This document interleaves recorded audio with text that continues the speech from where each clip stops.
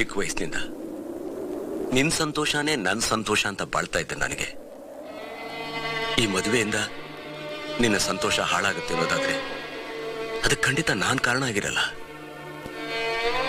ನಿನ್ ಮನಸ್ಸಿಗೆ ಇಷ್ಟವಾದ ಹುಡುಗನ ಜೊತೆ ಮದುವೆ ಮಾಡ್ಕೊ. ಅಪ್ಪಾಜಿ ಮೇಲೆ ನೀನು ಇಷ್ಟೊಂದು ಗೌರವ ಇಟ್ಕೊಂಡಿದ್ಯಾ ಅಂತ ಅವ್ರಿಗೆ ಗೊತ್ತಾದ್ರೆ ಅವ್ರು ತುಂಬಾ ನೊಂದ್ಕೋತಾರೆ. ಪರಿಮಳ ನಾನ್ ಬೆಳೆಸಿದ ಕೂಸು, ನಾನು ಹಾಕಿದ ಗೆರೆನ ಅವಳು ಯಾವತ್ತೂ ದಾಟೋದಿಲ್ಲ ಅನ್ನೋ ನಂಬಿಕೆ ಅವ್ರಿಗೆ. ಅವ್ರ ನಂಬಿಕೆ ಸುಳ್ಳಾಗೋದ್ ಬೇಡ.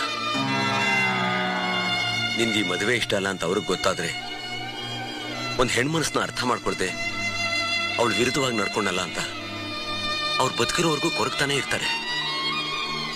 ಅಪ್ಪಾಜಿಗ ನೋವು ಕೊಡೋದು ಬೇಡ. ಈ ಮದುವೆ ನನಗೆ ಇಷ್ಟ ಅಲ್ಲ ಅಂತ ಹೇಳ್ಬಿಡ್ತೀನಿ. ಹೇಗೋ ಅವ್ರ ದೃಷ್ಟಿಯಿಂದ ನಾನು ಕೆಟ್ಟ ಮಗ, ಕೆಟ್ಟೋನಾಗೆ ಇದ್ಬಿಡ್ತೀನಿ.